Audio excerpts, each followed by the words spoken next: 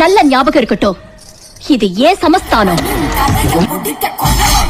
தேடி கடிக்க நாறு நாரா உடம்ப கிழிக்க நடி தெருவில் சகர அடிக்க போல நசுக்கி எறிய புளிச்சடத்தோ தெளிச்சு நடக்க